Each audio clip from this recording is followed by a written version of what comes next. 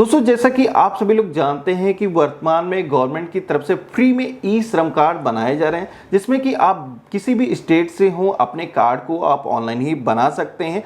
लेकिन वर्तमान में इस कार्ड को बनाने के लिए कई सारी प्रॉब्लम आपको फेस करनी पड़ रही थी कि आपके आधार कार्ड से अगर आपका मोबाइल नंबर लिंक ना हो तो आप अपने कार्ड को ऑनलाइन नहीं बना पाते थे। लेकिन इस प्रॉब्लम को गवर्नमेंट ने रिजॉल्व कर दिया है। अब अगर आपके आधार कार्ड से आपका मोबाइल नंबर लिंक नहीं है तब भी आप अपने ई श्रम कार्ड को बना सकते हैं। इसके लिए पोर्टल पर बायोमेट्रिक और आइरिस के नए ऑप्शन जोड़े गए हैं, जिसमें कि आपको अब ओटीपी की ज़रूरत नहीं पड़ने वाली है। तो आज के इस वीडियो में हम इसी प्रोसेस के बारे में आपको बताने वाले हैं कि किस तरीके से आप बिना ओटीपी के अपने ई श्रम कार्ड को बना सकते हैं। तो चलिए शुरू करते हैं। श्रम कार्ड को ऑनलाइन ही बनाने के लिए आपको register.eShram.gov.in पे आ जाना है। इस वेबसाइट का लिंक मैंने वीडियो डिस्क्रिप्शन में दे रखा है, जहां से आप डायरेक्टली इस साइट पर आ सकते हैं।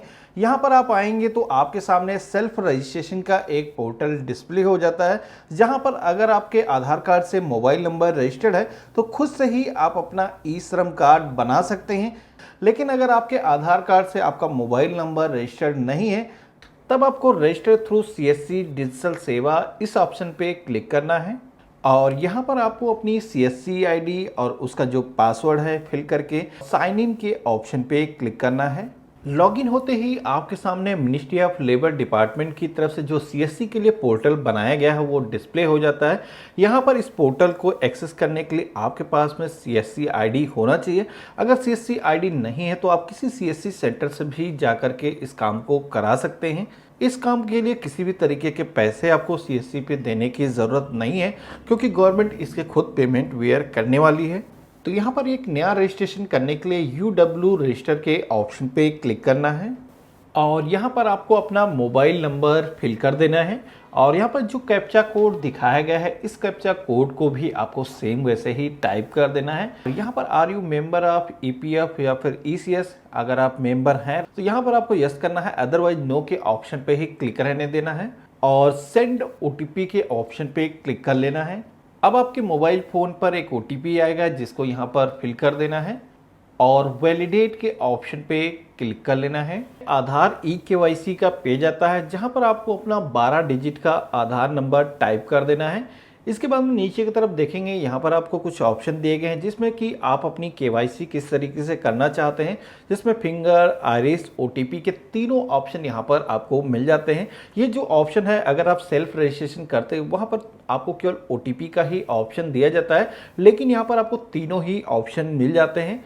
तो यहाँ पर अगर आपके आधार कार्ड से मोबाइल नंबर रजिस्टर्ड नहीं है तो आपको आइरिस या फिर बायोमेट्रिक के ऑप्शन को ही सेलेक्ट करना है। तो यहाँ पर मैं फिंगरप्रिंट के माध्यम से अपना ऑथेंटिकेशन करना चाहता हूँ। सेलेक्ट करने के बाद में कैप्चर फिंगरप्रिंट के ऑप्शन पे क्लिक करना है। अगर आपके कंप्यूटर से बायोमेट्रिक डिवाइस अटैच है तो आपकी जो फिंगर है यहाँ पर कैप्चर हो जाएंगी। आप यहाँ पर देखेंगे सक्सेसफुली कैप्चर का ऑप्शन आ चुका है। आपको ओके के ऑप्शन पे क्लिक करना है और पेज ऑटोमेटिक रिडायरेक्ट होगा और आपके आधार कार्ड पर जो भी इंफॉर्मेशन दर्ज होगी सारी ही डिटेल ऑटोमेटिक पॉपुलेट हो जाएगी। यहाँ पर आपका नाम, आपकी डेट ऑफ बर्थ और आपका जो एड्रेस है ये सारी ही इंफॉर्मेशन आपको मिल जाती है। यहाँ पर खुद से ही ये फिल करने की ज़रूरत नहीं होती है। तो यहाँ पर इस पेज में नीचे की तरफ आना है, आपको आई एग्री के ऑप्शन पे क्लिक करना है और continue to enter other detail इस ऑप्शन पे क्लिक करना है। तो अब आपके सामने पर्सनल इंफॉर्मेशन का पेज आ जाता है, जहां पर आप देखेंगे कि आपका मोबाइल नंबर पहले से फिल है। अगर सेकेंडरी मोबाइल नंबर आपके पास में है, परिवार का कोई दूसरा नंबर है तो आप फिल कर सकते हैं। यहाँ पर आपको अपनी ईमेल आईडी को फिल कर देना है और मैरिटल स्टेटस के सेक्शन में आना है। यहाँ पर आप मैरिड हैं, सिंगल हैं, जो भी स्टेटस है आपको सेलेक्ट कर देना है और यहाँ पर आपको अपने फादर का नेम फिल कर देना है और सोशल कैटेगरी के सेक्शन में आना है। आप जनरल, ओबीसी, एसटी जिस भी कास्ट से हैं आपको सिलेक्शन कर लेना है और ब्लड ग्रुप के सेक्शन में अगर आपको ग्रुप पता है तो सेलेक्ट कर लेना है।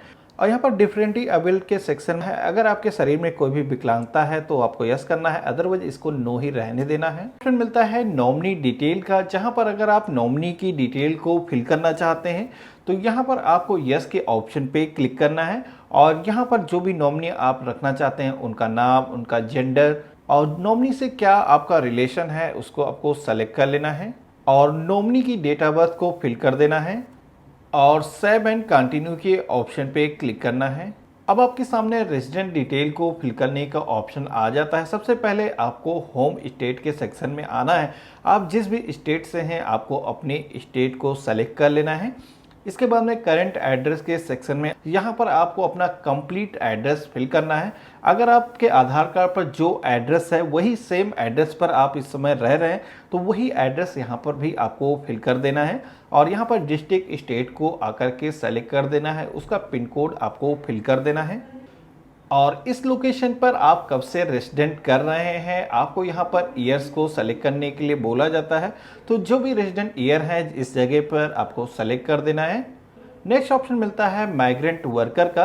तो यहाँ पर अगर आप अपनी स्टेट के अलावा किसी दूसरे स्टेट में रह करके काम कर रहे हैं तो आपको यस करना है, अदरवाइज यहाँ पर भी नो रहने देना है। और यहाँ पर करंट एड्रेस और परमानेंट एड्रेस दोनों ही सेम है तो इस ऑप्शन पे क्लिक करना है और सेव एंड कंटिन्यू के ऑप्शन पे क्लिक कर देना है।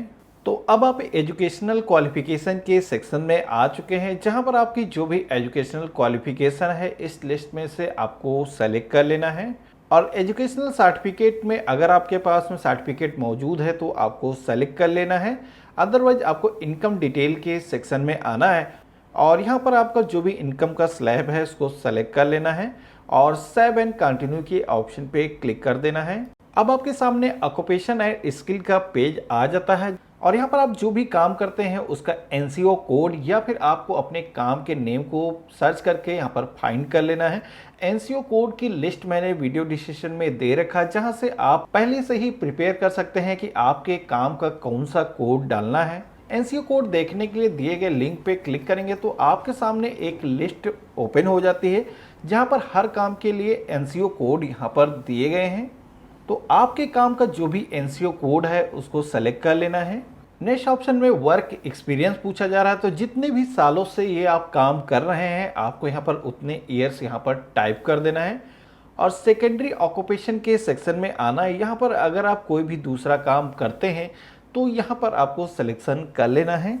अब आपको हाउ डिड एक्वायर स्किल के ऑप्शन में आना है। यहाँ पर आपने स्किल को सेल्फ लर्निंग से सीखा है या फिर कहीं पर भी आपने काम को सीखा है तो यहाँ पर आपको ऑप्शन मिल जाते हैं, सिलेक्शन कर लेना है। इसके बाद में स्किल टू बी अपग्रेड के सेक्शन, आप अपनी स्किल को और भी इम्प्रूव करना चाहते हैं, इसके लिए गवर्नमेंट की तरफ से जो ट्रेनिंग्स प्रोवाइड की जाती हैं उनमें आप पार्टिसिपेट करना चाहते हैं तो यहाँ पर आपको टू रिसीव स्किल के ऑप्शन को सेलेक्ट कर लेना है और सेव एंड कंटिन्यू के ऑप्शन पे क्लिक करना है। तो अब आपके सामने बैंक अकाउंट डिटेल को फिल करने का पेज आ जाता है जहां पर आपको अपना अकाउंट नंबर और जिस भी नेम से बैंक अकाउंट है यहाँ पर सारी ही डिटेल को आपको फिल कर देना है और IFSC कोड फिल करने के बाद में यहाँ पर आपको सर्च के आइकन पे क्लिक करना है और सेव एंड कंटिन्यू के ऑप्शन पे क्लिक करना है।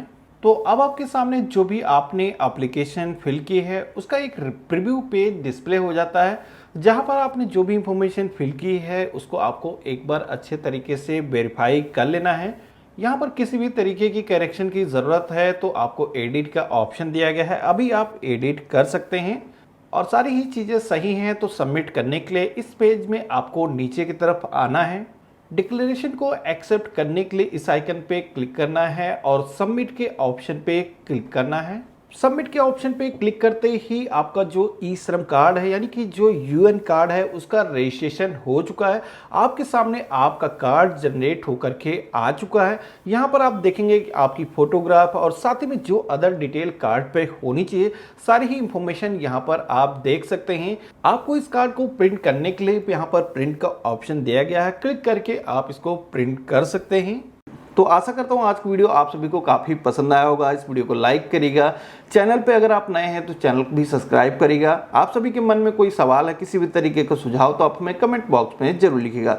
इस वीडियो को अपने फ्रेंड्स और फैमिली में शेयर करिएगा। हम मिलते हैं अपने नए वीडियो में, तब तक के लिए गुड बाय, जय हिंद।